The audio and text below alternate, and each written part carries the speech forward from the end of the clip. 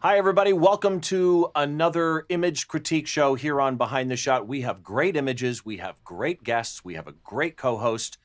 This is going to be a fun day.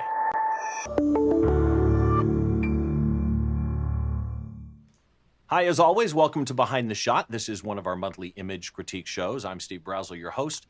And I mentioned we're going to have a fun day because we've got two of my favorite people to have on this show with us today. First of all, as always, my co-host for these shows, Mr. Don Komarechka. How are you, my friend? I am very well. Has been in dad mode most of the day. Scrambled to ship out another round of 100-something books as I'm trying to get all those shipments out the door, and raced right back for this. I didn't want to miss it. And then, of course, our return guest, it is the Return of Ihnatko for the Image Critique Show. Mr. Andrew Ihnatko, how are you, young man? I'm doing just fine. I'm glad you're having me back. I promise to keep coming back until I get it right. You're right not to just simply let me cut and run. I have to come back and confront what I did and the people that I did it to. Everybody deserves a second chance.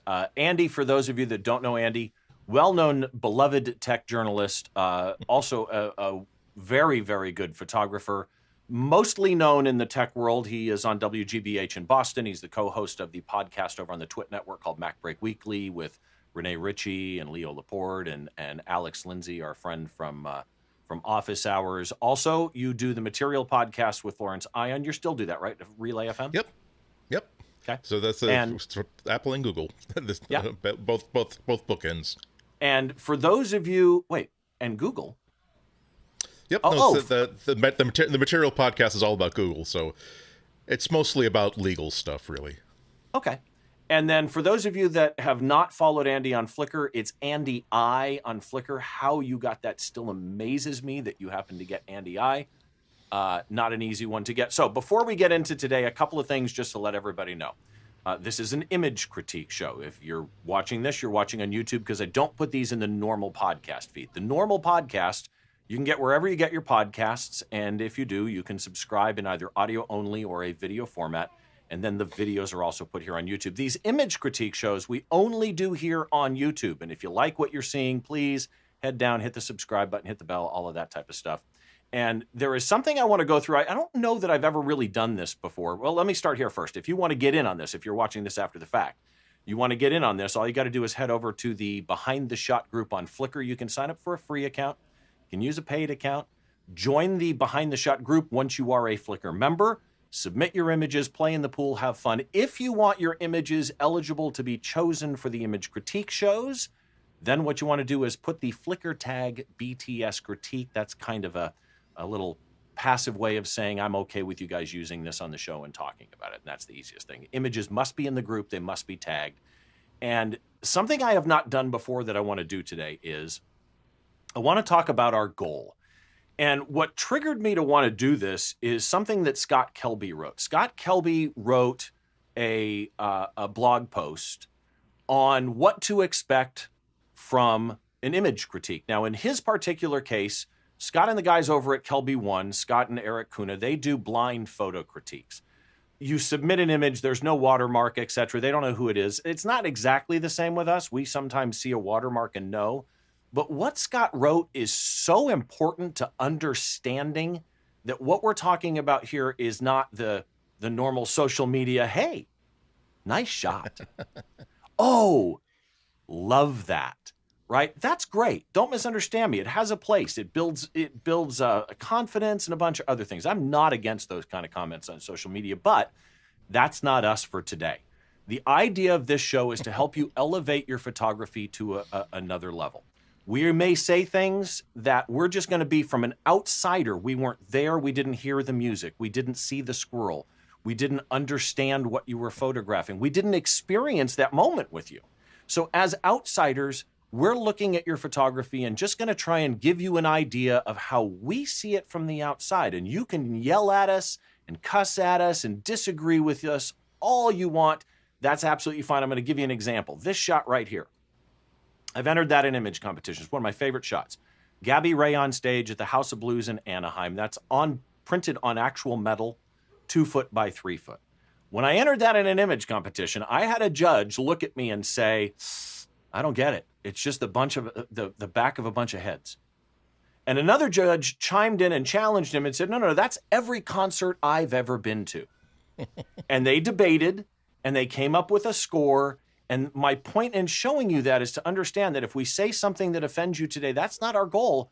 Our goal is to help you see it from a different angle. So if you walk away today with nothing but, I never knew somebody saw my image like that, then our job is done and we succeed.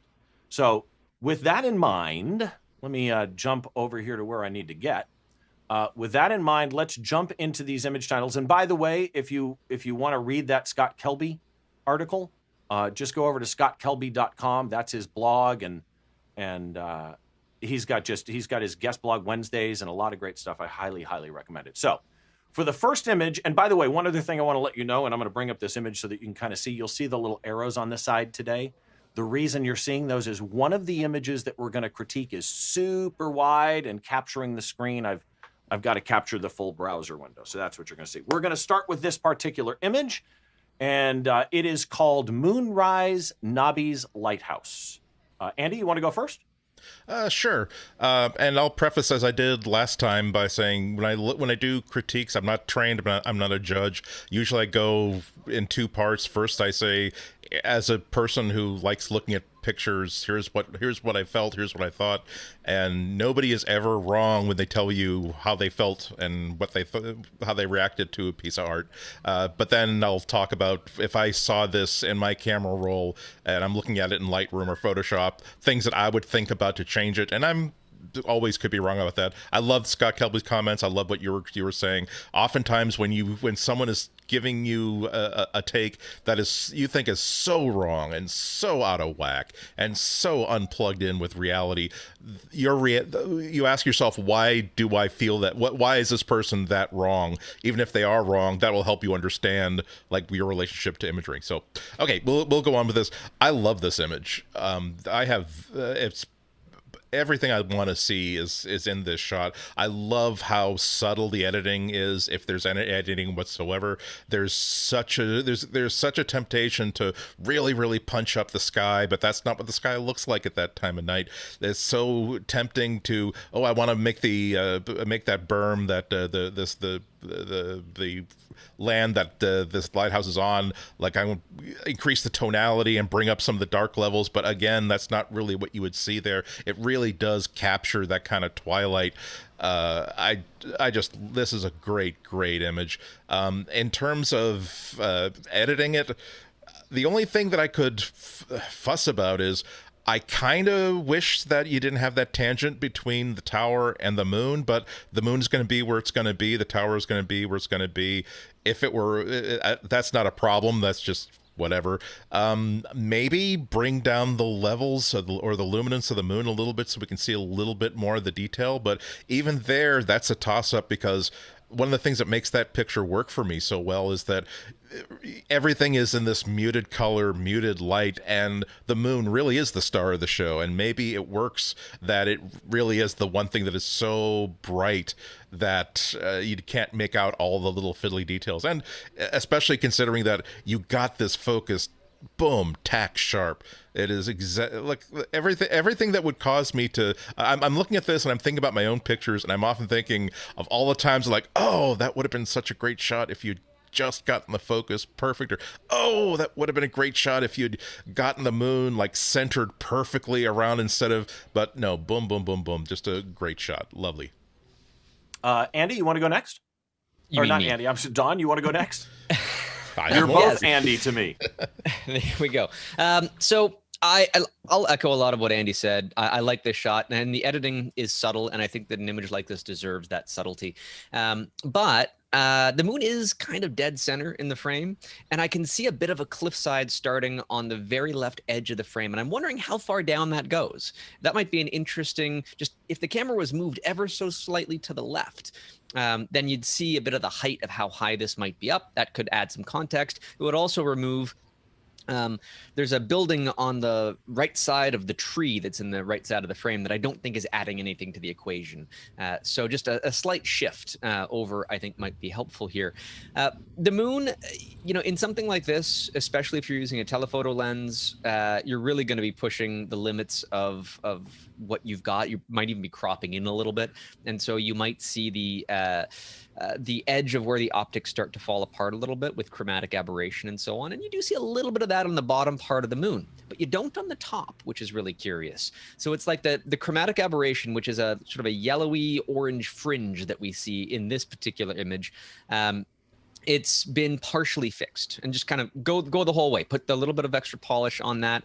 But to me, the big thing for this image, aside from why there's a random gray rectangle in the bottom left-hand corner, which is driving me nuts now, but this needs a person.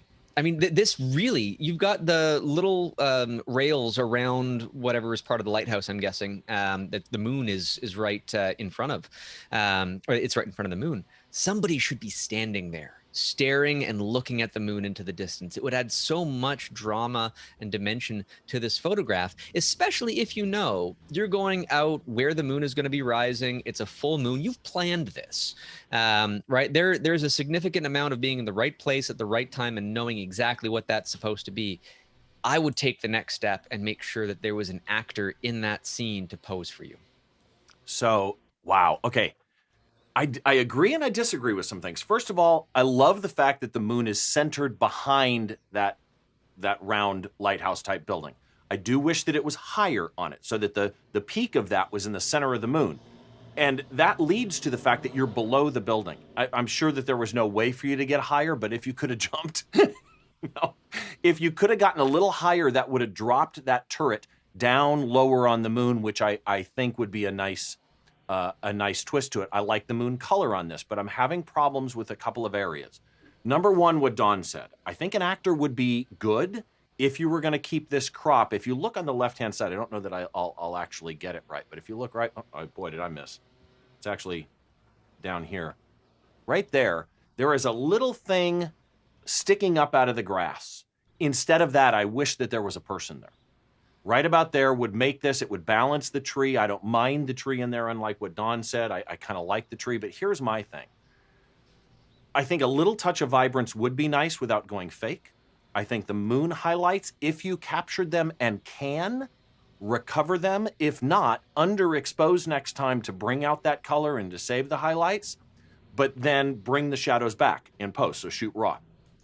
I think a little bit of selective sharpening would be good. Yes, you've got the sharpness on this really, really nice, but I kind of want certain areas to pop a little less of the brush.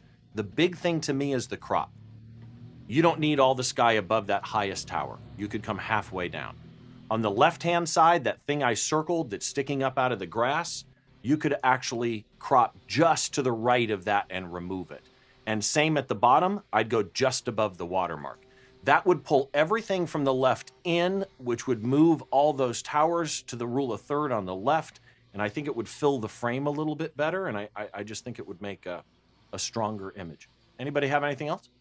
Well, Gary in the chat said nice moonshot. I'd probably tone down the cliffs on the left and bring down the moon brightness slightly. Now, that could be difficult because there is such a dramatic difference in brightness between the brightness of the moon and the scene in front of it. And so if I were shooting something like that, you might just not have any data in a single frame to recover from. So I would shoot an HDR bracket, even if I'm not going to process HDR. It's just so that I have one frame that is notably darker than the others, and I can pull information from that if required. That's a good point, Gary. This would be really good to test your in-camera HDR features. Sure. I think this would be a good shot. Worth experimenting with.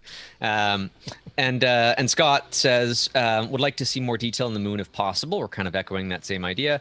And would love to see this shot about 5 minutes later so the moon is just above the building. Now, Scott, again, that would sort of solve what Steve was saying in terms of the position of the moon relative to that tower. But the moon doesn't go up and down. It's going to be... I was thinking the same thing. It's going to be moving sort of sideways and up, so you'd lose the centering framework in that regard there as well. Yeah. Well, I don't think it would hurt anything if the moon were, if you waited until it was a little bit higher in the sky and off to the right, or off to one side or the other. I do like the fact that it's centered on that tower, and if it's centered on that tower, my brain says that I think that the moon should be at the center of the image, so not to disagree too rabidly. But yeah, I'm sure there's so many versions. I'm sure you didn't set up the tripod, click that one shot, and then go to Wendy's. I'm sure there are like 100, 200 frames of this as you're waiting for everything to line up properly, and there's so much you could play with. You could even stack them so that you see progress of the moon, like several instances of that moon as it's transitioning through those colors. There's so much fun stuff you could do with this image. Yeah, actually, you picked a good scene. And by the way, there's foil in those windows that are reflecting this beautiful gold. I mean, you went at the right time of day. That you did an awful lot right here. So let's jump to the next one. And Andy, if you want to go first on this one is Andy called... again, or do you mean me, I'm Steve? sorry, Dawn. I don't know why I'm doing that. Stallion's Dance. All right, so this image is just gorgeous. I mean, I've never photographed wild horses like this before, but it feels very powerful. And you know that there's action. They're kicking up a storm. Literally, there's dust and there's volume in the atmosphere, which adds so much value to separate the horses from the environment that they're in. Because that environment is pretty busy, right? And so if you didn't have that element there that really helps their bodies get separated from what is a fairly muted toned image. I mean, you've got some variations in greens and yellows, but there's nothing necessarily vibrant and nothing that the horses are kind of fitting into that same, I guess, envelope of color. I'm not coming up with the best term there, but the idea is that the fog, the mist, the sand in the air, whatever you want to call it, I love that. That makes this image work for me. The fact that they're not actually connecting and you don't know who's going up or down and who's going to win this fight, that's valuable as well. They seem like evenly matched and centered in the frame. There's not a whole lot that I would particularly do to improve a shot like this. I don't have EXIF data on it, so I can't really take a look at the settings. There is like a rock right behind the right horse. It's a little bit overexposed. I might, if I was going to be so bold as to try and fix that in post and it's just gone, I might even clone it out just because you've got enough surrounding material to cover that little spot up pretty nicely. And I don't think that detracts from the believability and the naturalness of the scene that we're looking at here. No, so first of all, from a pure point of view of impact, right? When this shot, I don't know how well this is coming across YouTube, but when you look at this on Flickr and it loads, and Flickr, part of the reason we use Flickr is because I still think Flickr shows images probably better than almost any social media that there is out there right now. When you load this thing on Flickr, the impact is huge. I mean, this is a gorgeous, gorgeous shot taken at exactly the perfect moment. It's pretty much everything I want. The color palette is just gorgeous here. There's not a lot that I would change, but in the effort to try and maybe help the maker of this image go a little bit farther with it, here's a couple things I'd try. I'd probably drop the exposure about a half a stop. And the reason is the center spot, the horse on the left, right in front of the belly, is clipped. And I'd love you to have kept that. In fact, the entire cloud of dust is really, really bright compared to the shrubs that are around it. I think dropping it a half stop, depending on your camera, maybe even a full stop, and then trying to recover other stuff but keep those highlights, I think would really, really help this image become amazing. The other thing is, the crop of this image being whatever it is, probably like a 4:3, something like that, the crop of this image, to me, doesn't give me the feeling of those horses on their back feet moving around in movement. It seems cramped. I would actually crop about halfway down on the top, maybe just above the watermark on the bottom, to give it a more panoramic feel where I could feel like those horses are moving left and right. But other than that, I mean, really, honestly, this is beautifully, beautifully done. The other thing is, one last thing. If you brought the exposure down on that cloud of dust, there is on the left side, mostly, not so much behind it, but on the left side, there's almost a feeling as though it was added in post to me. And I think bringing the brightness down on the cloud of dust might just make it kind of fit the scene better, if that makes any sense. Andy, what do you got? As a viewer, I can't not love. You got the moment perfectly. That's pretty much how that's the moment of drama you'd love to capture. Again, focus has to be tack sharp, and it is tack sharp. So you got all that controlled. It's kind of missing something for me, and that's when I have to switch to the guy who's looking at stuff in Lightroom to try to figure it out. I don't think the color is doing anything here. They're just so muted that it would invite me to either let's see what this looks like in black and white and let's play with the toning of it, or let's play with let's play with the color to introduce color shifts that weren't there before and see what happens. It's just that you don't have any blacks that are anchoring this.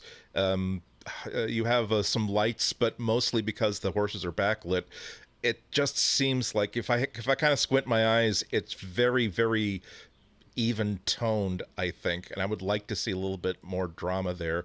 I wish that there wasn't that big clump of bushes in the foreground that we could see their legs and their tail. But again, you have to set up where you have to set up, and also that makes it more three-dimensional. But also on that, maybe it's my monitor, but I think that it feels like there's been some vignetting added to this. It seems like there's some dark toning at the tops and at the top and the bottom, and on the left-hand side certainly. And I don't know for a fact if that was done or not. I just see a light patch in the middle and then darkness around it that doesn't feel natural to me. If anything, the fact that the two horses are backlit makes me want to think that the top of the image is going to be lighter than the bottom of the image. That would make it pop a little bit more. I think you could frame it a little bit better.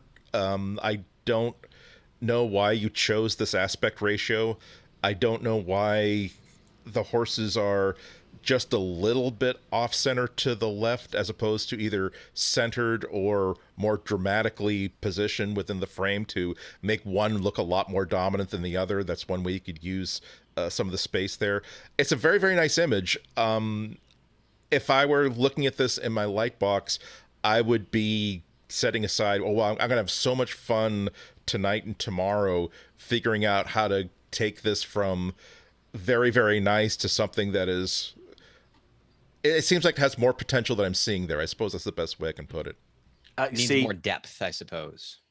Well, a lot of stuff, but depth is one of the problems. I think that with some more work, it could be, if you're trying to impress the Andy Ihnatko's who are looking at this, and God help you if you're trying to do that, because his opinion is worth exactly what it's worth.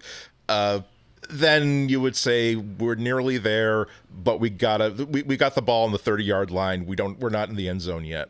See, this image to me is the perfect example of the type of image that needs to be in a conversation like this, because it is tack sharp but not fake sharp. Yeah. Beautiful capture, so much potential, and really what Andy said about the vignette is what I'm saying about the middle being too bright. It's the same. We're saying the same thing, right? There's something where there's a mismatch between what's on the edges and what's in the middle. And again, Andy picked up on something. To me, it was go pano by cropping the top and bottom, but it's the same thing. They're just slightly off center, but almost accidentally. It doesn't seem like it's a compositional choice. There's just a lot of things I think you could do, and a lot of it is that aspect ratio. I think you could do a lot with this image instantly just by changing, the crop just a little bit. Like go for a vertical sort of crop so it looks a little bit more like a fight poster, that kind of a format. There we go. This is the UFC of horses. We've got a couple comments. First of all, Michael said, would love to see this in a black and white, which I don't disagree at all. And somebody else made a comment about the black and white, liking the black and white idea too. Not a fan of the square crop. I lean more towards, landscape type things. It's not square, actually. It's like a 4:3. Steve, it's hard to see the signature on my screen. Can you read the artist's name? I try to avoid that in all honesty, because the whole point is, if I had my druthers, there'd be no watermarks on these so that we had no clue who shot it. I just think that anonymous type thing works better. Terry actually made an interesting comment. The foliage looks painterly, and it does. I mean, I don't dislike some of your treatment choices here. I just think that there are some ways that you could go that it would make it a little bit better. Let's jump into this one, and of course we go with a music shot, and I'm gonna have fun going first on this one. So this one is called Hooligans, and a couple of things on this shot. First of all, boy, do I miss live music. I cannot wait to get into a photo pit again. I have friends. David Bergman just is in Nashville right now with Luke Combs getting ready to go on tour, and I have some other friends getting ready to go on tour. I cannot wait to shoot a concert again. It's my life, and I love doing it. This is a great moment. First of all, you got the right angle, and you also got, I'm assuming, all of the band members, which is something you always want to do. Shoot the singers, shoot the guitarist, but always shoot something wide and try and get the band as an entity, as a whole. And the problem is, when people do that, a lot of times what they do is they get what's called mic nose, because you can't control the position of 4 people on stage, and so they get, this kind of a look here. Here, because of the angle of the lead singer, the mic is away from the mouth. I can see at least half, if not more, of the mouth. I can see both eyes. Everybody, I can see most of their face except the drummer, which, let's face it, that's tough. You did a lot of things really, really right here. What I'd like to see that would make this better almost instantly. First of all, to me, it's a tad overexposed.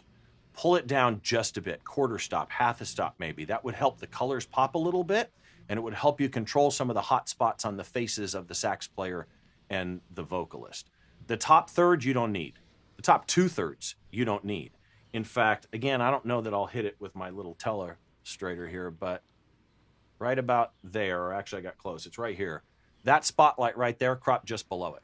That'd make it a lot tighter at the top, bring everything down, fill the frame. I would also crop it on the right, so if you look at the guitar that's in the stand right in front of the drummer, I would actually crop right about there. I think that would tighten it up on that side, and then on the left-hand side, I'd go about halfway to the sax player. Selectively do some editing on this. Work the image. Don't just process it and walk away. A little bit of dehaze in the background would be great. Use an adjustment brush in Lightroom. Dehaze between those spotlights. Bring the shadows down between the spotlights. Dehaze everything if you want to. I tend to use actually a radial filter around the lead singer, where on the outside of the circle, I will actually bring down the shadows, bring the dehaze, and bring the highlights down, and then selectively with a brush, I'll dehaze and lower the shadows in between the spotlights to make them pop a little bit. Be gentle, don't overcook it, but do something with it. And there is one disconnect I'm having here. It almost feels composite-y in a way. The singer is warm and beautiful, and I love the color. You've got mixed lighting here, though.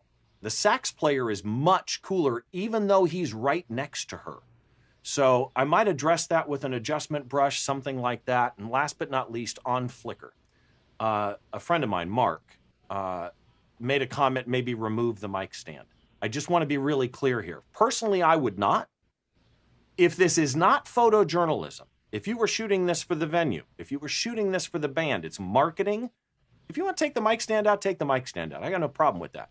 If you have any intention of using it, however, in a photojournalistic use, do not remove the mic stand. That's unethical to do. Personally, for me, in either use, that's the scene. I would not remove it. To me, that's the scene. So now I'm going to get it right. Andy, you want to go next? Yeah, I was thinking most of this, a lot of the same stuff that you were thinking, chiefly about the cropping of this. The space to the upper left, I'm sorry, first of all, boy, you got, it's so hard to get 4 people who are all being energetic, and you got a great moment for each one of them. If each one of them were like solo on stage and that were a picture, I think that each one of them would be happy with that solo picture, and you got them all like doing stuff like that. I have taken pictures of like groups playing in the park, for instance, and I mean, going back to your photojournalism comment, said, damn it, why is the mandolin player just such a pill, such a dud. He just looks like he's just like been given like bad news from a doctor with that. But there's one frame in which he seems to be energetic and really enjoying his playing, and so that's when I'll like I'll line up all those and just like paint out the old version, the dour mandolin player, and paint in the happy mandolin player, because that way I get all three of them like looking like they're active and really, really involved, as opposed to I answered an ad in Craigslist this afternoon because their regular mandolin player like dropped out and I wanted the $20. But yeah, if you just got four really, really great poses here. But I do think that unless there's something really spectacular in that upper left, I think you can lose it. I love Steve's idea of improving the lie a little bit by being very, very careful and highlighting those spotlights, flares, because I mean, if those were lasers, oh boy, would that have like been a great thing to have in that upper corner. You don't have it that though. Otherwise, you've got dynamic people who are playing and really into the music. So just let's focus on them. I think the color grading is a little bit odd. I wouldn't have put it as well as you did, Steve, but it seems like a little bit cold to me. And this, whenever I see someone who is wearing black, I always see that as a really great opportunity, because my philosophy when I'm editing my own shots is that black anchors an image. It's like if there's nothing that's absolutely solid black, either you're really going for something something about a lighter tone, or this is going to anchor the image in places. And also, there's no question about what that color should be. Like the band leader's shirt, that might be a navy blue, that might be a deeper blue, it might be a black shirt that's been washed so often that it's lightened up a little bit. But a black shirt. On the sax player, that's definitely black. So I would be keying off of that and trying to make that a nice, satisfying, plain, non-contaminated black. But yeah, overall, I did really, really like this a lot. Don? I don't really have much to add at this point. You guys covered it off all pretty well. One thing to keep in mind too, though, about the idea of photojournalism versus an advertising type of image, which I think this one would work really well as a promotional image for the band. One of the things you can't do in these scenarios is fire off a flash. I mean, it would be just disruptive to the performance and to everybody enjoying it. So there's no catchlight in the eyes. Man. Well, I say that you shouldn't. I'm not saying that people don't. But the thing is, the eyes, at least on the lead singer. I mean, the sax player's got glasses on, so that doesn't really qualify. And the other guy has his eyes closed, and that's fine too. But catchlights, you can add them in post. And if this is to be a promotional, piece for the band, I think it would just liven up an already very lively, loud expression on her face, and I think that would just be the icing on the cake. Yeah, actually, I had one more thought. Just looking at this, because I would love to hear Steve's reaction to this, because you might throw up in your mouth a little bit, but there's so much energy here. One of the things that I do, like especially when I'm shooting like sports, like roller derby, is that both to make it fit into like a certain box frame better, and also to sort of increase the amount of apparent energy there, I'll sometimes take a perfectly level picture and I will just kink it a little bit. I'm thinking one of the things I would want to try if this were in my Lightbox is I try to see what does this look like if we go a little bit counterclockwise with it. So she's leaning back, but with a little bit of rotation, she could be leaning way back, and we've got enough room around all the important parts of the picture that you can definitely do rotation and not lose anything important there. And because for my thing is going to be, when I'm shooting, I just want a pretty I want a nice picture that conveys a certain mood.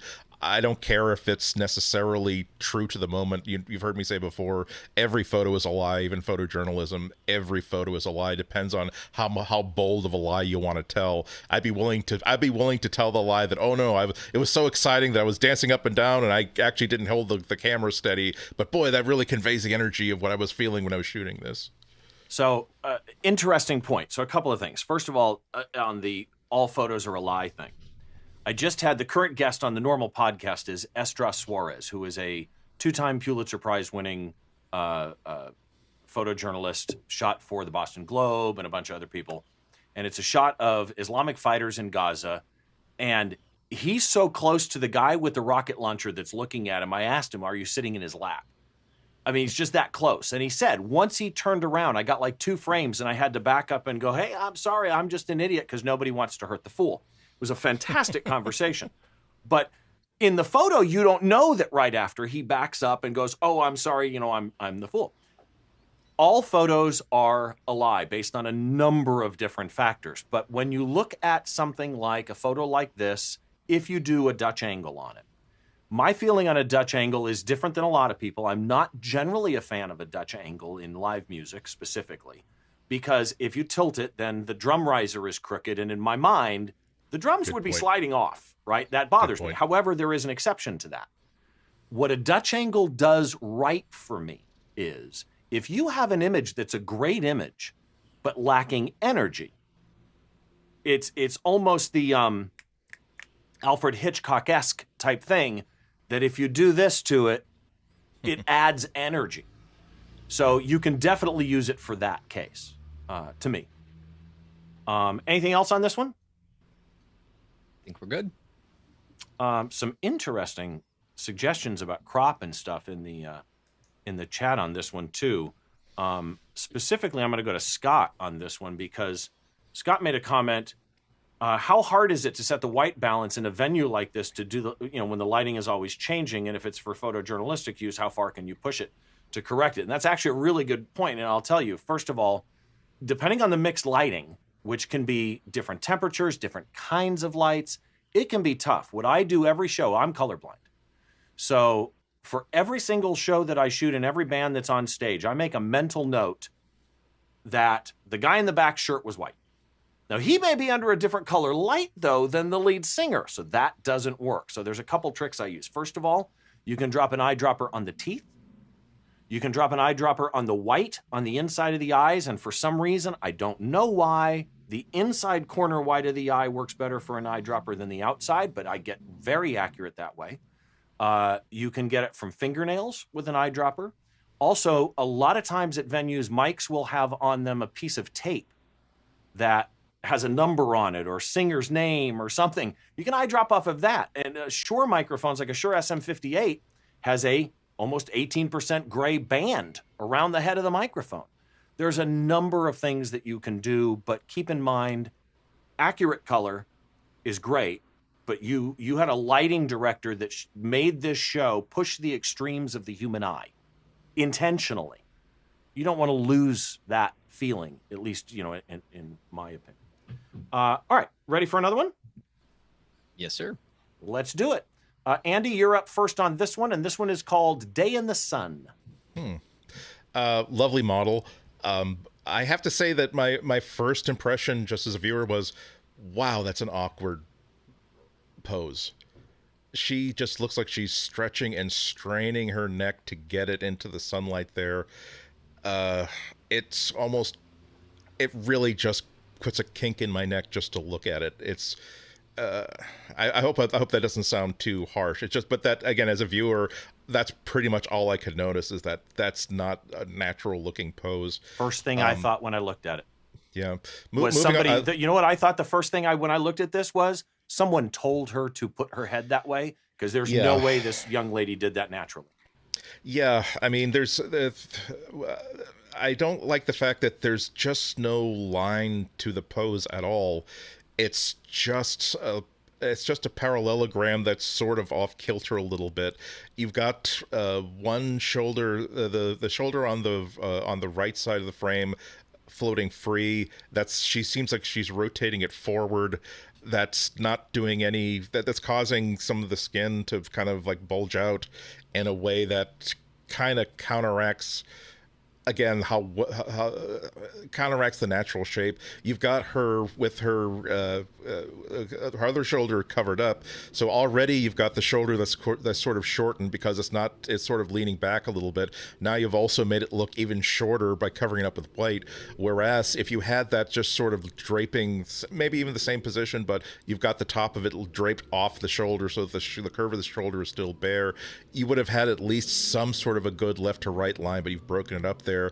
I don't like how dark the front of her torso and the front of her leg there. Sorry about this. It's a beautiful day outside, and so I've got the window open, and apparently a beautiful someone's day in the neighborhood. Doesn't sound like it's a beautiful day for somebody. What I was about to say, what's that line for the song? Someone's going to emergency, someone's going to jail. But I don't like how you got this beautiful golden light in her face. I don't know whether that was an editing trick. I think it's just you've got the side of her face down to her ear that's facing towards me has a lot more light than the rest of her body that seems to be on the same plane toward me. That looks artificial. If it's not artificial, I would still be saying, oh, I really wish you had like a gold reflector or something to fill in and take the curse off of some of that shadow there. I will say that I like how you've got like how you've got her face turned.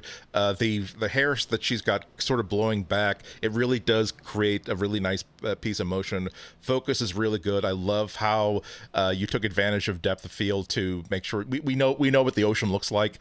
So that definitely is implied without having to show it.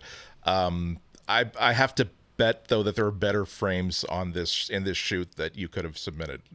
I have to be honest and say that I just didn't like this shot. And Don, what do you got? Well, I'm not a portrait photographer, so take my opinions with absolutely no credibility. But the idea here is you would photograph her with a microscope objective. Those seashells and that jewelry would be a wonderful subject for me. But I like the fact that the hair is being blown back. Okay, and so. I also can see that it's not just the way her hair has been done to be in that position, because you've got on her swimsuit some of the little feathery tassel-y bits, whatever they are, they're blowing in the wind too. But her jacket shirt thing is not. Right, that's a missed opportunity for me, because that could have some flowingness into the frame, really connecting things together. Rather than completely obscuring one hand. So you've got her left hand, camera right, that is hidden in the sleeve. And I don't think that does service to that, because it's kind of the end of the sleeve is sort of cutting off her fingers a little bit. And so you don't have the view on that there either.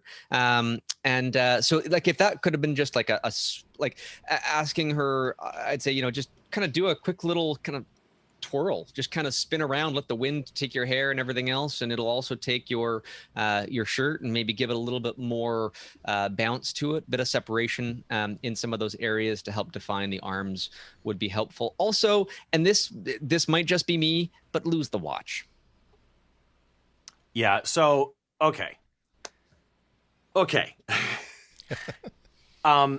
I wanted so bad to like this. And the photographer had a couple of shots of this model in the Flickr group.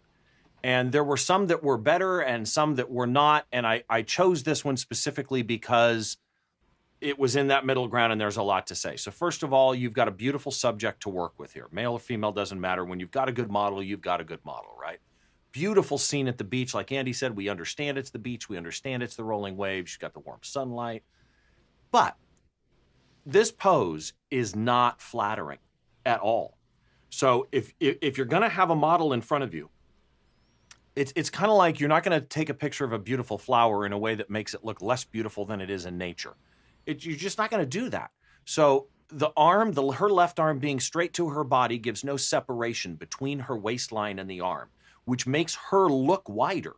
She's not. She's a beautiful model. But if you had just put a little...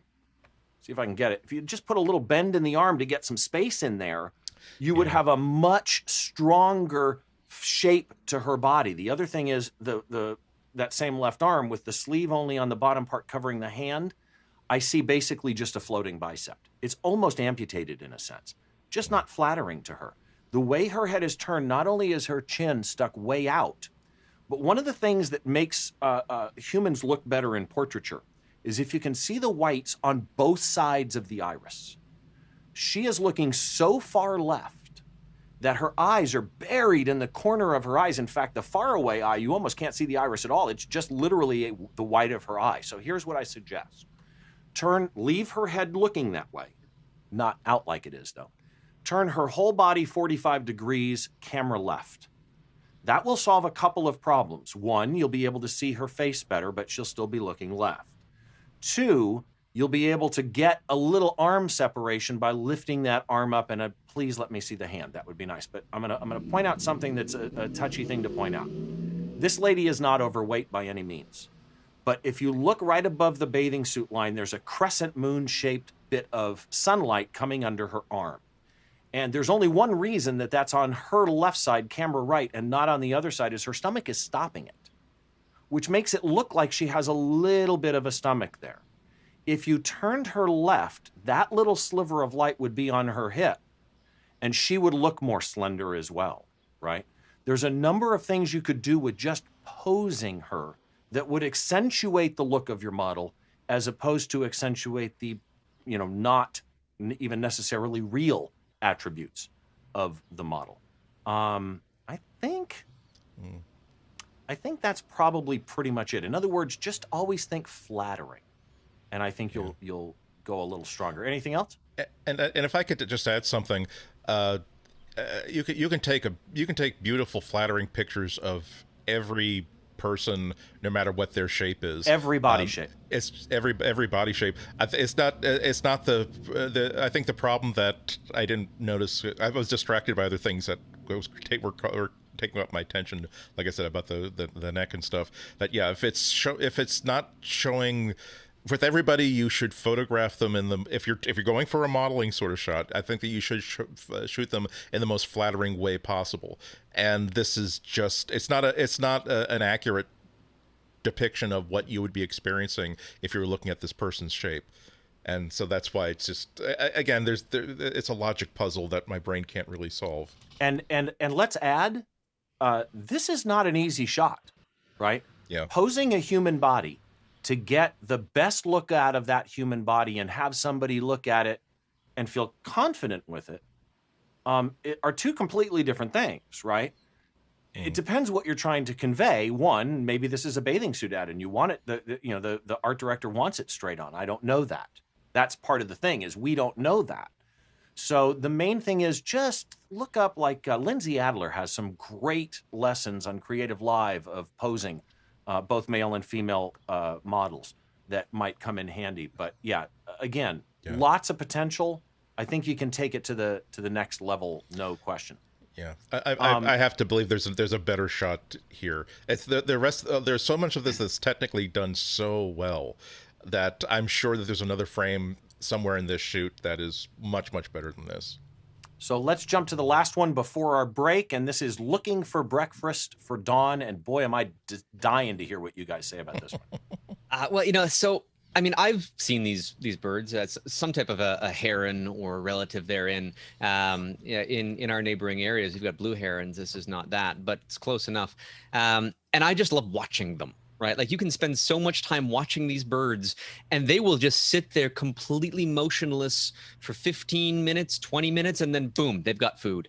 And it is so much fun to watch. And I think that's conveyed a little bit, the stillness of the water and the stillness of the bird and the focus of the bird down on something is really interesting to me. I'm glad that there's space around, that it's got a long neck and it's kind of pointing and a beak. So you've got negative space in that particular area. However, if there's going to be any type of negative space here, I would actually want there to be more below the frame right now, because it's staring at the water and you get to see the reflection.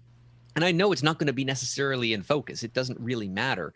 But I'd like to see more of the water cascading below the bird's head here.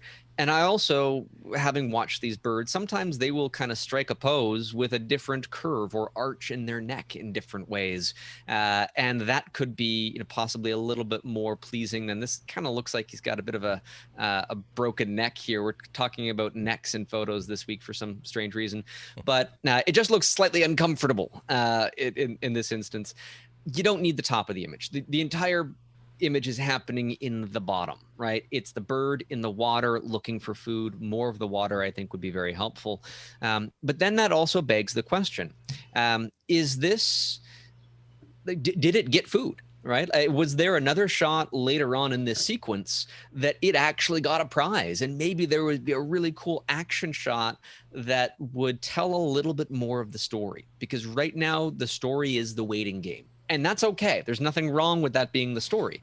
But it would be a much more dramatic image, possibly, if the waiting game was just about to end or has just ended, and you're right on the precipice of that moment of action.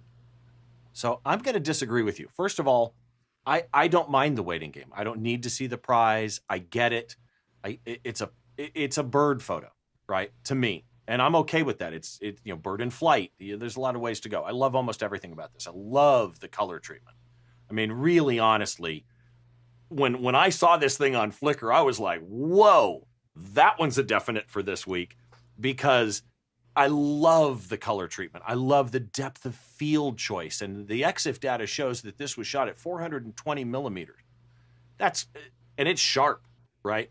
Composition is generally good, meaning the bird is off on the left and he's got nose room, she, to walk into. Totally agree with Dawn. I don't need half of that top.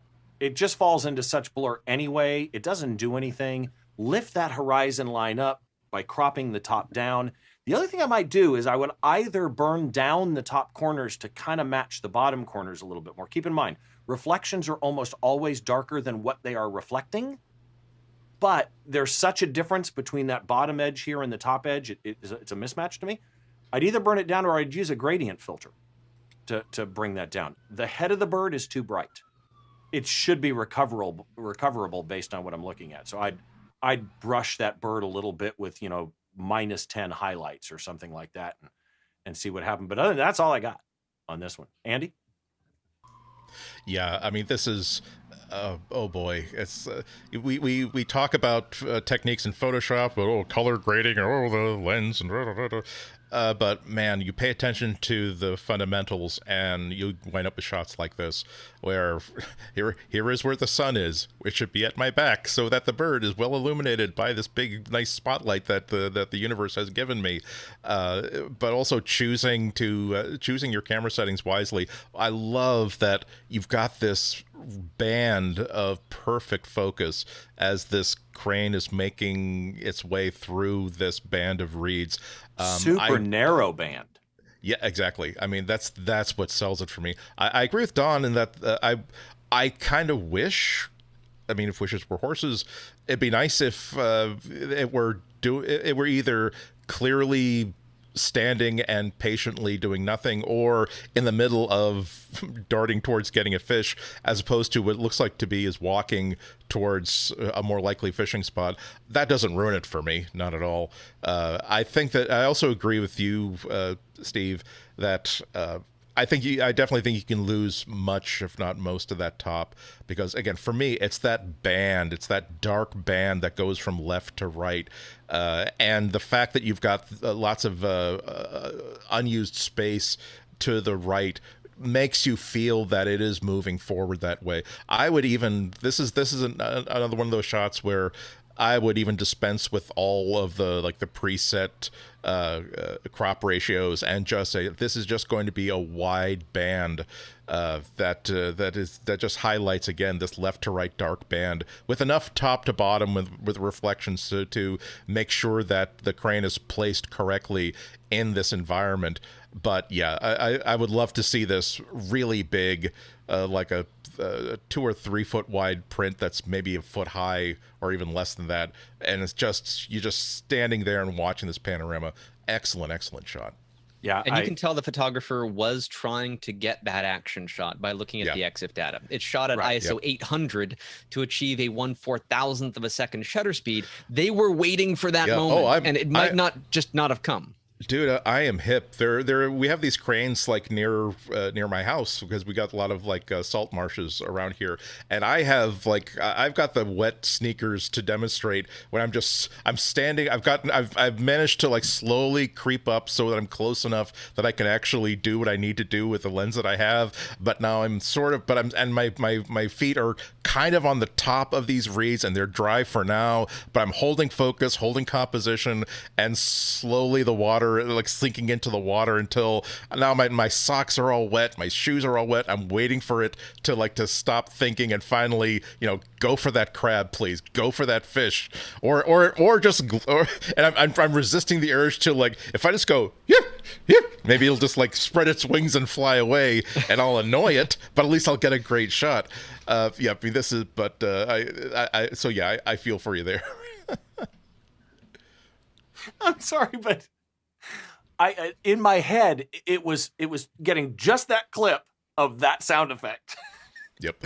Because that's the social media winner right there. Quick break, and then we got 4 more images to go through, and we have some great comments, but we're longer than I thought we would be. So, which I'm loving. I'm game to do this all frickin' day. But good comments from everybody. So thank you. Keep putting them in, and I'll pull them up on screen. But most of the people are saying the same thing about the crop from the top.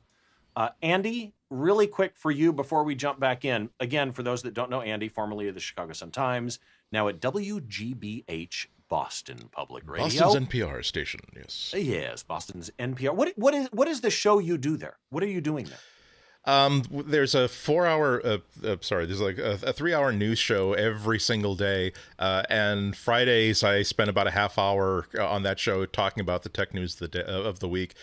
For instance, today we recorded live this afternoon at 1.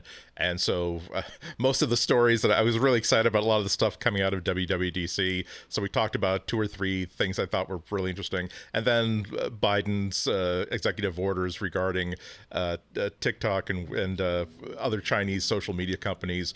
I think we normally we get to more topics than that, but we had a pretty good time. It's a lot of fun to be able to. I spend all day every day just researching and just studying the news and keeping on top of things just in general. And then like on Thursday, I have to take a look at all these notes and all these bookmarks and decide what. But Andy, of these 100 different stories you've been following, are there 4 that are even modestly relevant to normal humans out there? And sometimes I get to inflict my will that way, say, no, you know what? They don't care about this, but damn it, I'm going to make them care. I care about this, and they're not on the radio. I am. Passion wins. But then you also, Yes. MacBreak Weekly is Apple-centric. For those that have not listened to MacBreak Weekly, which, by the way, was the first ever podcast I subscribed to, tell people about MacBreak Weekly. This is done for the Twit Network, myself and Leo Laporte and Renee Ritchie, who's a YouTube, turned himself from an iMore sensation to a YouTube sensation. Alex Lindsay, who... In less than a year. In less than a year, just hundreds of thousands of viewers, because he's one of those madmen who can not only shoot a video nearly every day, but edit it, grade it, and put it up there. Whereas I'm more contemplative when it comes to shooting video. It's like I'm like Terry Gilliam, where it's like, oh, I thought you were supposed to be at the Cannes Film Festival 2 years ago with this. Yeah, I'm still collecting footage. Renee and Alex Lindsay, who we all know and love, this absolute... The most intimidating thing in the world is, like, being here with my, like, independent journalist's paycheck. I'm using my, like, commercial Logitech camera and my, like, $100 lights, and I've got to live in the heart of this mean streets urban city, like this urban jungle nightmare. It's like they pulled outside your window and started... Andy's recording. Whip, whip, whip. It's a Friday night. It's a way hey evening, and so I'm competing with Alex Lindsay, who, no joke, he used to be like the go-to guy when Obama's White House needed to like have someone come in and do streaming, and Renee has thrown himself so far into podcasting, into his YouTube channels and his streaming channels that again he's got like $8,000 camera with a $10,000 lights, and I'm like, it was a big deal because I decided to order this consumer camera from B&H Photo instead of from Home Depot as usual. It's like, but we have a great time. Well, and Alex, all 3 of us, I think, at one point or another, have been one of the guests for the second hour of Office Hours, which is officehours.global. It's one of my favorite resources. I did a music photography thing. Don did a macro photography thing, and Andy's was just on this week actually. And then last but not least, Material Podcast with Florence Ion, Relay FM. Yep, Android that's fun. It's just myself and Flo, again, talking about news that's related to Google, which is a lot of fun because it's more of a two-person conversation than like a four-person panel. And because we're talking about Google, we get into every possible topic, all the way from, hey, isn't it nice that there's now sort of like a pace beat track when you initiate the walking feature of Google Fit, all the way to, okay, here's how the government of France has just really, really stuck it to Google and forced them to change how they run all of their ad business there. So it keeps you mentally quite supple, and that's what I really like about it. In addition to having a hour-long conversation with a really good friend like Flo. And Don, my good friend, host of the Photo Geek Weekly podcast, Inside the Lens podcast, stuff for DP Review, author. Yes. Yeah. My new what's book up with you, my friend? I'm shipping books. That is my life now. I've got usually every weekday about 100 books going out the door every day and more. I keep getting more and more orders, and so it's going to take me still another couple of weeks before I get through them all. But I am catching up. And thank you to everyone for the support therein. But you mentioned, Photo Geek Weekly, my podcast, which we will be recording live right after this. I didn't publish a link because a good chunk of my days are also in dad mode, where I have a 5-year-old daughter who is my love and joy and the most attention demanding creature I've ever been in the same house with. But it's lovely. It's a wonderful kind of chaos. You never know what's going to happen next in life. But so we're just kind of keeping on. I got my first dose of the vaccine there about a week ago. So I felt blah for a couple of days, and now I'm bounced right back at it. Just keep on keeping on. Photogeekweekly.com, skycrystals.ca, which is where you can buy my new book. Yeah, and the reason I had these glasses, I should tell people, is because he has stereoscopic images in the book. In fact, did you know, by the way, that Alex made this pick of the week one day on MacBreak Weekly? Yeah, he did, and I was thrilled for that. But he did that not just the 3D section of the book is pretty darn cool. Page 355. If I do say so myself. Not Page that I know. Page 355. Yeah, and so that's where the anaglyph glasses come in, and there's a whole chapter on that. And it's actually easier to do than most people realize. If you've got a focusing rail for macro photography, don't give it away now. Make them buy the book. No, I'll give away this one. Instead of focusing the camera on the rail moving forward and backward linearly like you would use for focus stacking, just put it on sideways. You can move the camera left and right, and you can take an image in one position, move it slightly to the left or the right from there, take another photograph, and there's free software out there that helps you put that together, whether you want to make it a red-blue anaglyph or whatever your heart desires. It's easier to do than most people realize. So again, to both of you, I'm so happy that you're here. This is the dream team for me on this show. Absolutely, hands down. Next image, let's jump back in. We got 4 more quick ones that we'll do. And this image is called Out with an exclamation mark. What I like about it, by the way, this is the reason that you're seeing the caret symbols on the left and right here for switching to the next image, because this is such a pano type image. This is, if you're going to shoot sports, this is your moment right here, right? This is what you want in a moment. And the warm light coming from the right, lighting this sand that's kicked up in the air from the runner sliding into home. Really, honestly. And by the way, 2.8 this was shot at. Again, wow. Fantastic capture, great depth of field. There are some things I think, okay, let me start here. I think the image is fantastic where it sits. There are a couple of very minor things I think you can do to this image that will instantly change it from a great image to a fantastic image. One, recover the highlights on the pants and the helmet, the white pants and the white helmet. They're not blown out. Don't misunderstand me. I don't believe they're clipped, but they're bright. They're really bright. Pull them down just a hair. And then this is where it's all at, the crop. I don't need the umpire. I don't need the back of the umpire, half of one of his legs. I don't need him at all. Crop the left side just barely inside his front foot. That immediately is going to fill the frame with the runner. The guy in the back, I don't mind. The guy in the right is iffy whether I would leave him or not. I love his reaction here. If you're going to leave him in, crop left just inside the umpire's foot, crop on the bottom just below the chalk line and crop the top halfway to the white hat, and boom, you have a strong image. I would argue, however, that if you, on the right-hand side, crop just inside that back player, and then halfway down to the umpire that's out in the field, now you've really pulled it in. You just have the runner, you just have the catcher and the umpire in the field walking towards them. Again, just super strong image if you do that. Who's next here? Andy? I'm going to disagree with almost everything you just said, Stephen. I love that. This is a great shot. Immediately, it's not just technically superb, and of course it absolutely is. But it also, it's the sort of thing in a sports shot where I find myself like just leaning in a little bit, and because you've told such a perfect story by including all of these characters in the same frame. I also, by the way, kudos to you for not saying, oh, well, geez, pictures have to be 8x10 or 4x3 or 5x7. No. You did. There was nothing above that was important. Nothing below that's important. And the wide frame, it makes a human being with binaural vision think that they're looking at a panorama, like they're actually there.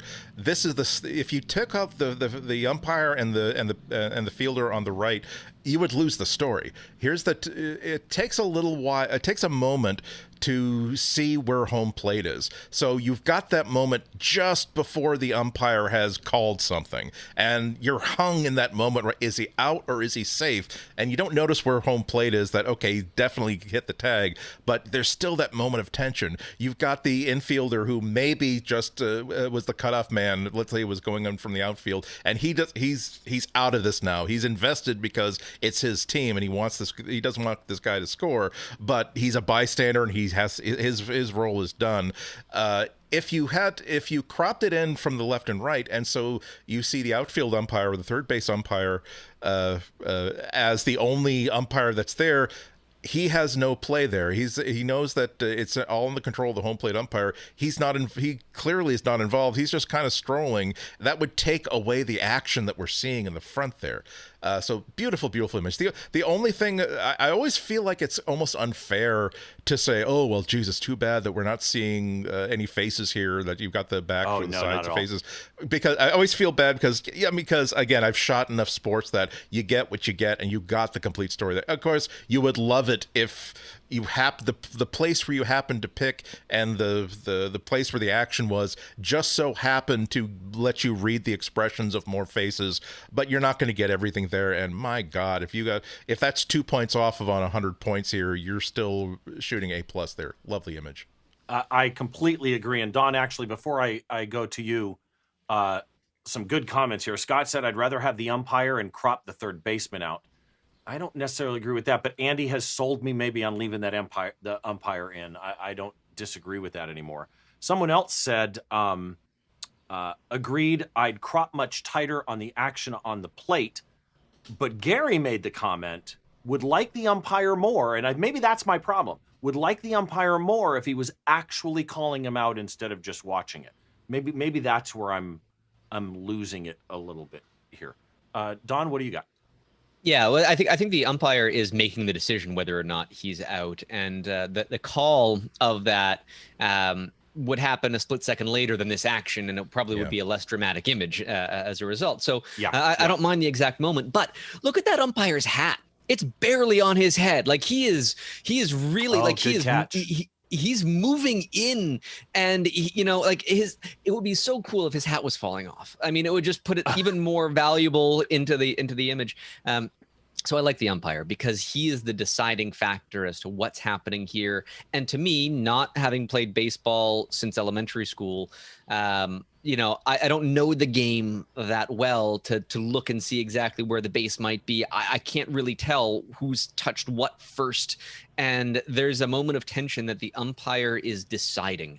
And that is an important player within the scene, I think, more so than the other two people that are out of focus in the background, which, I mean, they're fine. I don't think that they're detrimental. I don't think they're adding a whole lot compared to the three players in the foreground where the real action is. In fact, I might, if there was room in the frame, have an ever so slight increase on the left edge of the frame, because we're just barely, like, you got a whole lot of pant there, right? Like Yeah. if I could just have a little bit of an edge, showcase that buttocks of that A of that umpire little a white little bit. space around the butt. A little bit of extra space there, or even just around the knee, because the knee, those pants just look so baggy, and I can kind of see a tiny little spot of blue there. But if you just had 10, 100 more pixels, I don't know what the resolution is, but just a little bit more, a sliver more on that side would make that person feel less glued to the edge of the frame and moving into the shot.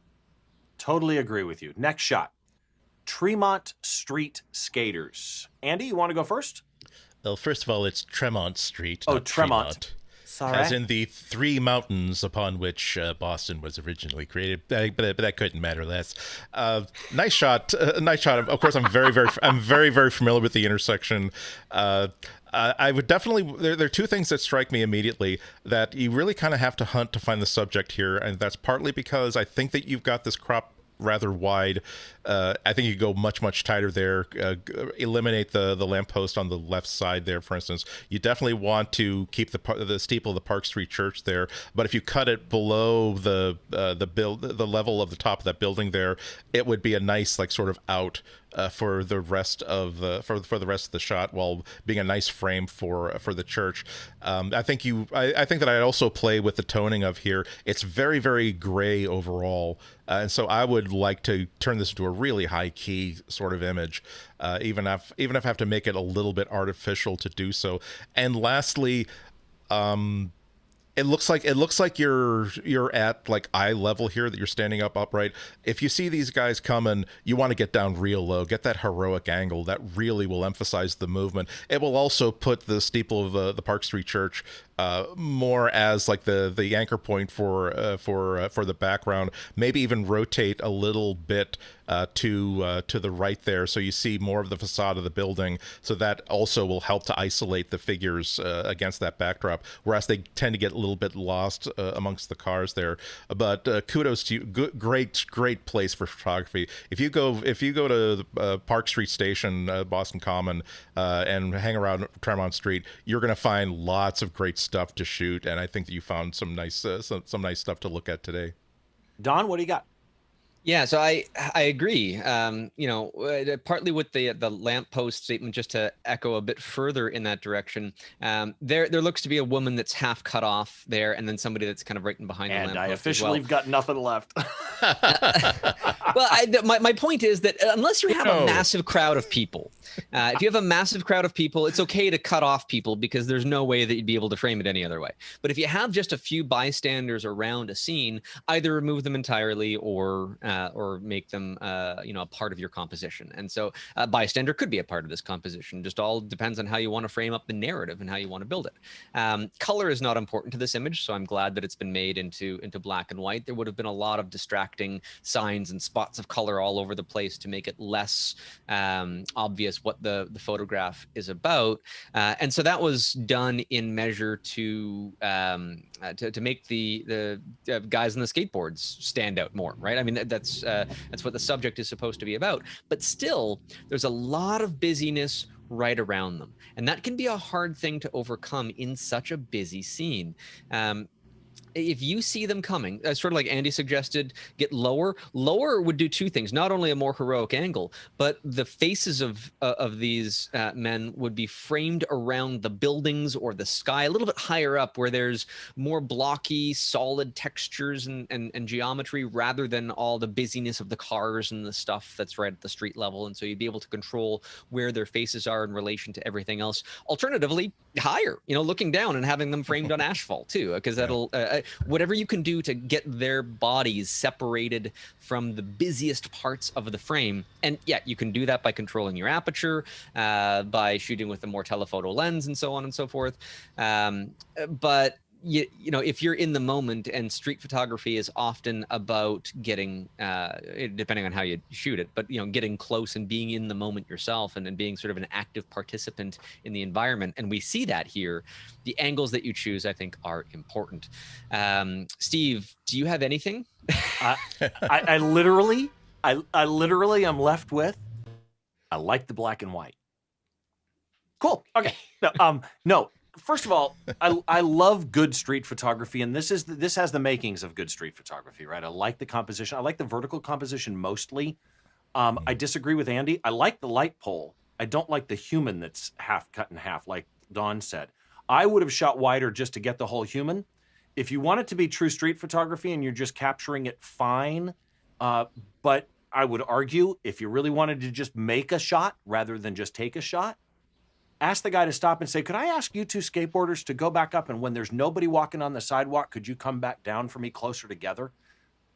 It depends what you're trying to capture. If you want to be inconspicuous and do the street end, then yeah, absolutely fine here. My biggest problem with this goes back to the Dutch angle we were talking about earlier. If you're going to shoot lines like that pole and the building on the right, they need to be vertical in a shot like this. I really think you need to, because they're both tilting in.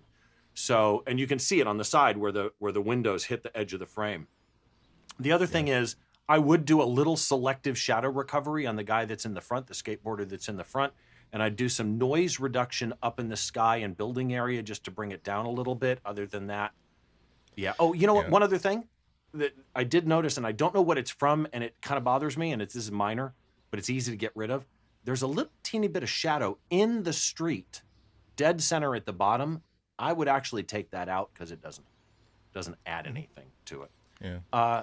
I'm gonna add one quick tip, because in case this photographer is based in Boston, if you really do like shooting skateboarders, go to Copley Square between the church and the Boston Public Library. The skaters are often grinding on a lot of the marble benches and stuff in front of the library, and also there's a big, nice, fat cement fountain that's often dry, and that's where the skaters hang out. And double endorse what you're saying, Steve, especially skateboarders who are doing tricks and practicing. If you walk up to them and say, hey, you mind if I take pictures of you? This is one of the reasons why I carry those little Moo cards with my contact information on it. And they're having fun, they're showing off, I'm having fun trying to get their action. I'll give them the Moo card, and then 2 days later, whatever, it really elevates your game when you're trying to please someone specifically. When you're like, I want this person to 15, 20 years from now, when they've got like a boring job maybe, and they've got a great but they've got a great life, but they're wondering, oh geez, I want them to have this photo that they'll pull up and show their kids, like, no, that was your dad. That was your dad. I used to spend, when I was 22, 23, I didn't like have a job 2 years out of college, and we just spent the entire summer just grinding rails in front of the library. And man, I hope you find, don't do what I did. You're going to be taking that job at your uncle's lumberyard. But yeah, that's what I'm hoping for when I'm shooting cosplay, when I'm shooting roller derby players. I want them to get something that 10 years from now, when they want to show, oh yeah, no, I played roller derby, here's some pictures from, even if they never knew, my watermark isn't on there, they've forgotten who I am. That's my goal when I'm shooting and when I'm editing. And again, it depends on your goal, on your end use. If it's not photojournalism, where you shouldn't be involved in the scene, then I always go back to my buddy Rick Salmon, who's one of his major rules is make a photo. Don't take a photo, where he's asked people, can you move your car there? And do you have a hose for me to wet your driveway down? Don't be afraid to get involved if it's allowed for the scene. Don, you want to get us started on inflating the balloon?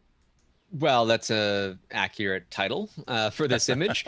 And, I love the fact that the image is lit by a massive amount of fire. I mean, there's just something primal about that connects with me. And so you've got this hot air balloon that is, being filled with hot air. But you've got everybody watching. You've got one guy that is blocking his face from the blast, and another guy that's operating the equipment, wearing safety gloves, and somebody else just on looking in the background. And the guy in the back, I really wish he wasn't half cut off. So we were talking about that in the previous image. I don't need a lot more space on him. I do like that he's there. I wouldn't want to remove him, but if the frame had been cropped to get here, give a little bit more wiggle room, pay attention to people on the edges of the frames.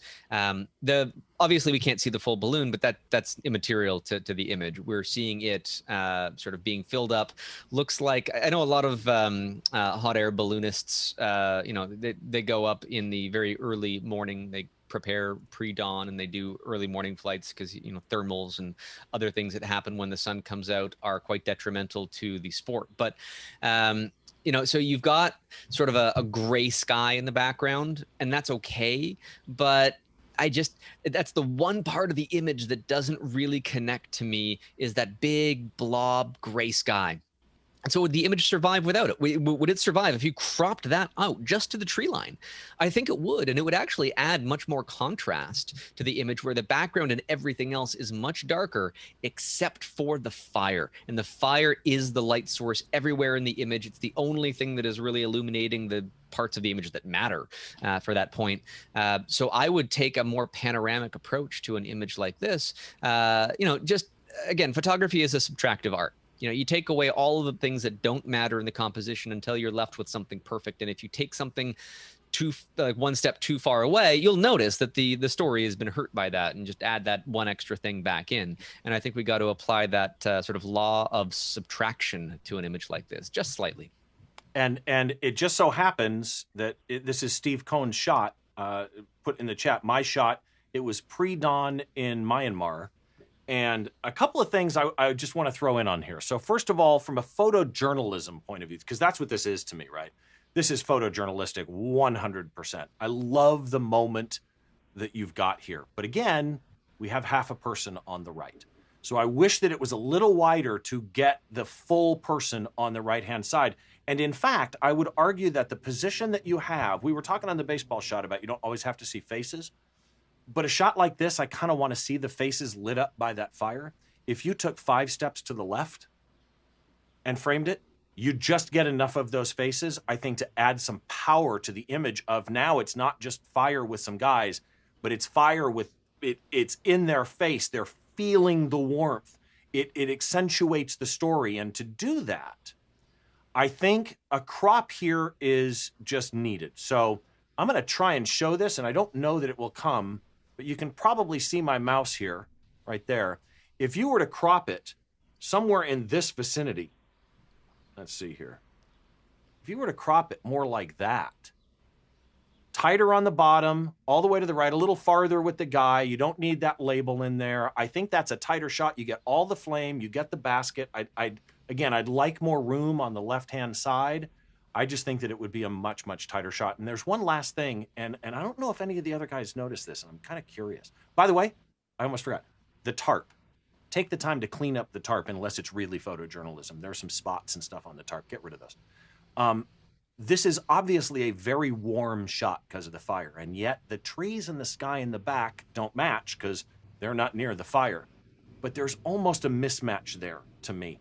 I would perhaps try and somehow in post get some warmth in those trees in the sky. I think it would tighten the image up a little bit as far as the entire overall feel. But again, Steve, great moment, man. Really good moment.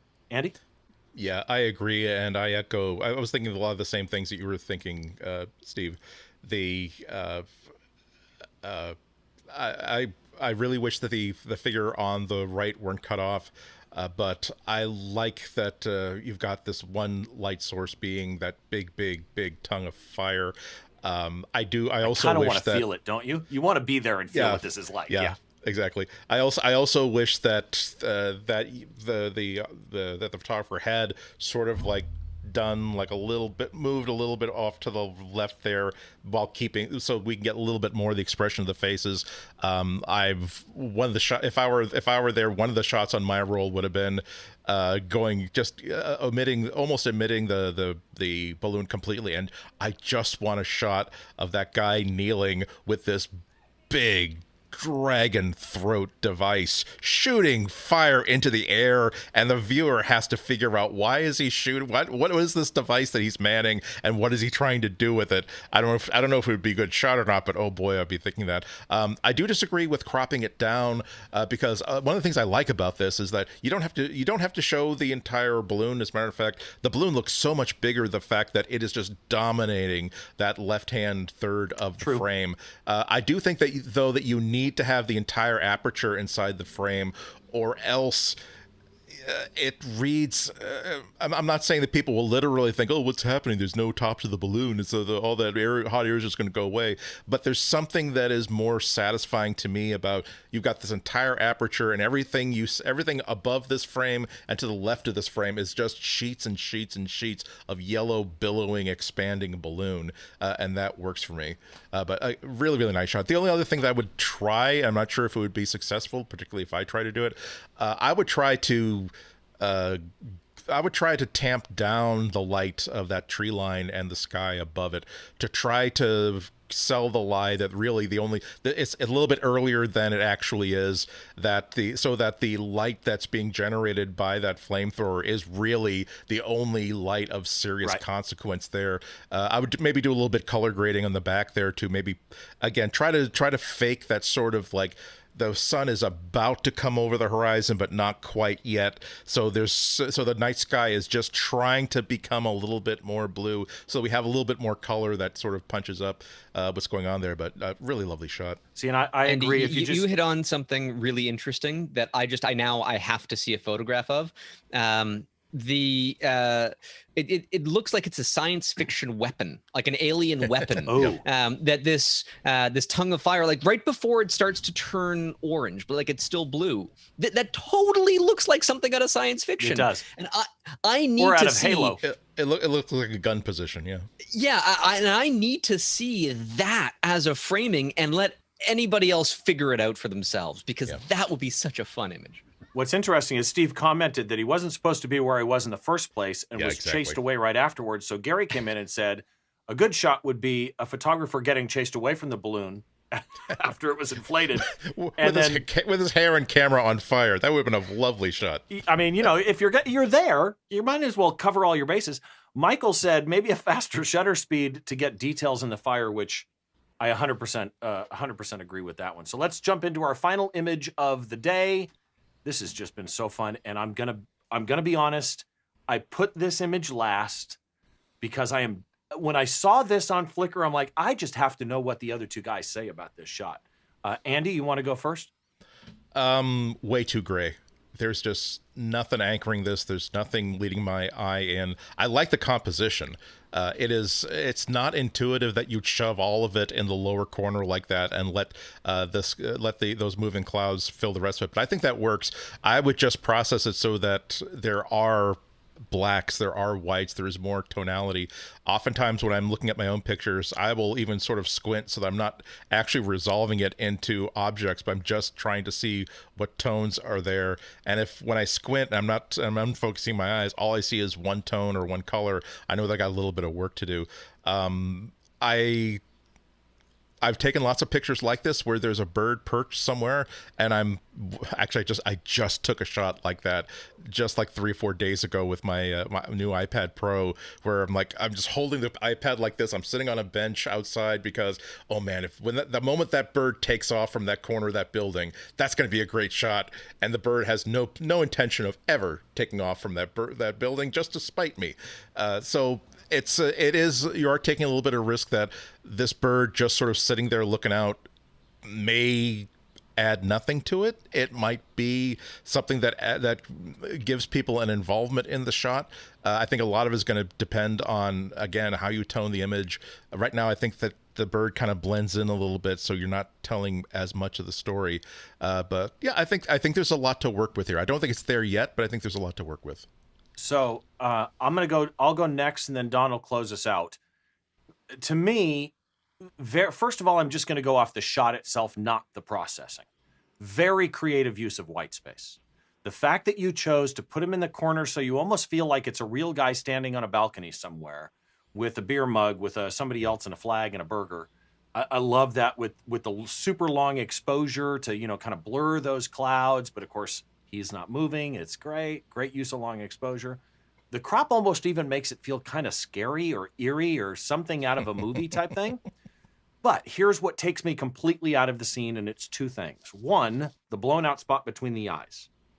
Okay. So that blown out bright spot makes me immediately go, okay, well, there's no way that this is an animated character of some sort.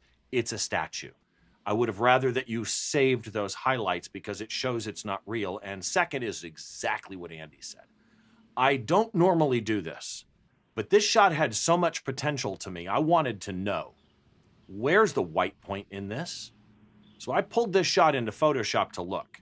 Your white point is at 255. It's 0 to 255 like you would normally have on a levels readout. But the actual whitest point is at 225.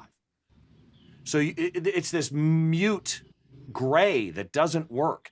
Even if you just hit auto levels, this thing pops so quickly and suddenly becomes really cool. And it fixes the shadows under the burger. It fixes the shadows in the flag. Again, the sky's really noisy here. I'd probably clean that up. And there's spots on the mug. I'd clean those up. But to me, just fix that. Use your level 0 to 255. Spread your histogram out to take that up. And this shot suddenly becomes magic. Don? I'll agree with that too. I mean, I'm not going to run counter to it, but I do like the fact that this bird looks ruffled. Like it looks like there's a misplaced feather on his back. He's not having a good day. He doesn't want to be here, and he's looking at a potential meal underneath him, waiting to sneak a French fry or what have you. It is. The more I looked at this, my mind was wandering into the design choices of, this is on Coney Island, New York, based on the description, that, if you have this big statue of this burger up there, that knowing there's going to be a lot of seagulls and it will get subsequently covered with bird poop really is not appealing. But hey, there you have it. And that's part of the narrative that we have here. That bird looks like he might be waiting there for a long time. Partly because I have wispy lines in the clouds, right? It almost looks, I know it's just the type of clouds it is, it almost looks like it's a long exposure motion blur of the clouds going through, which gives a sense of time passing, which made me think, well, I might want to explore that idea. And if I had a neutral density filter with me, a heavy one, that I could possibly do a really long exposure. And if that bird was sitting still for a minute, who knows, maybe he was napping. I have no idea. But as Andy was saying, that bird's not going to move when you want it to. So if you want him to sit still, then he's probably going to start moving.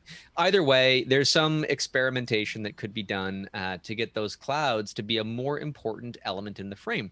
And that's not to say that they have to be that strong, but just so that some of the more solid lines in the clouds themselves start to blur a little bit, that shows the passing of time with that bird sitting there waiting. Again, that waiting game can be an important element. It's not any bird hunting for a fish on its own. It's definitely a scavenger, but there's still a story there. Yeah, and I also would like to add that again, we've been speaking a lot about photojournalism versus telling the lie you want to tell. Every time that I'm just walking around and I see a really great clouds above me, I will just, even if my phone is the only camera on me, I will take pictures of those clouds. And I have this folder full of just beautiful sky. They're not great photos because it's just clouds, but the idea is that I'm not above that. When I feel as though, God, I really wish there was some sort of a dramatic thunder hit. Oh, there can be a dramatic storm front coming in over there. Yeah. If I simply will it to be so. And then I pluck out the right image. I that's one of the things I would be playing with, because again, I am a fan of the composition here. I think there's a lot there. There's a lot to work with here. It's the start of a very, very nice image. Well, and to me, the big thing is they thought outside the box on the composition. And you mentioned something on the clouds that I want to touch on really quick before we close out. And again, to everybody, I so appreciate everybody being here. A good friend of mine, Troy Miller, he's going to kill me for telling this story, but he'll live. So Troy is an amazing wedding photographer and fine art photographer. I love Troy dearly, and he's a much better photographer than I am.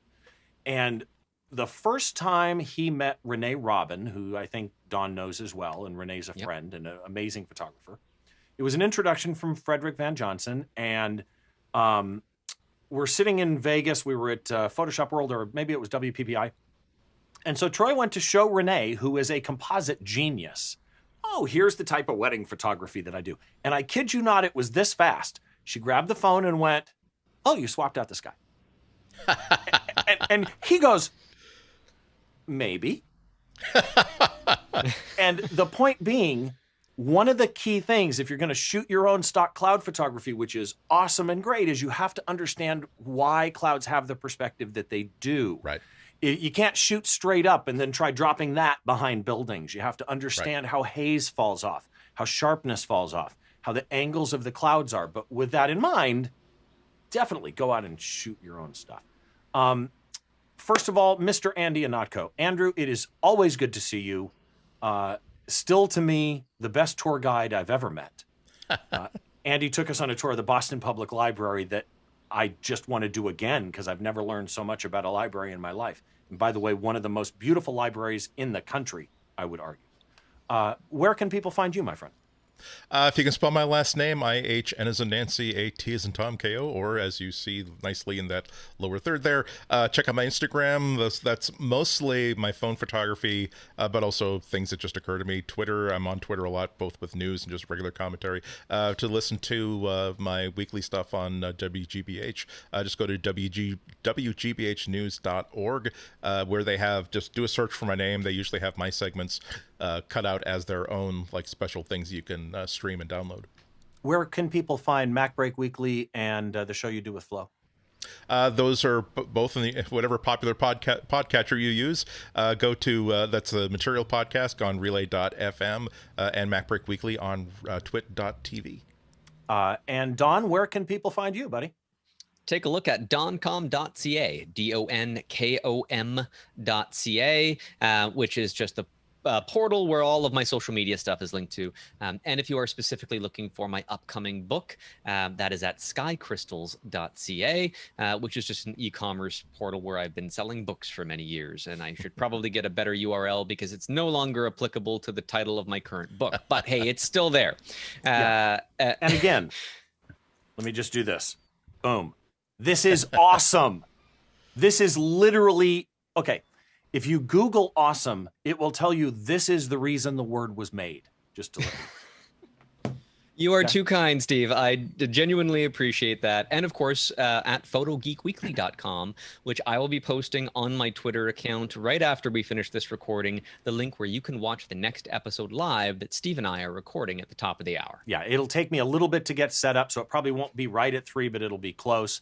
And I should mention to everybody again, if you want to participate in these, those of you that have stayed around this long, and almost everybody did, but again, compared to what we have watched live, because life happens, right? A lot of people watch these shows after the fact. Part of the reason I wanted to have Andy back, because his show got so many views and so many wonderfully nice comments. People love his thoughtfulness on his comments. If you want to participate, go to Flickr, sign up for a free account. Better yet, sign up for a paid account. It is a fantastic service that is well worth it. And then join the Behind the Shot group, submit your images. That's just playing in the pool. If you want your images considered for the show, you have to tag them btscritique. Obviously, you're watching this on YouTube, so if you like what you saw today, head down, hit subscribe, click the bell, click the like, bang on your, whatever you want to do. Appreciate it very much. To everybody again, my name is Steve Brazill. This is Behind the Shot, the normal podcast you can find wherever you get your podcasts. It is available in 2 forms, audio only or video, actually in your podcast app. That is, if your podcast app supports video. Otherwise, the videos are always here on YouTube as well. We will see you on the next show.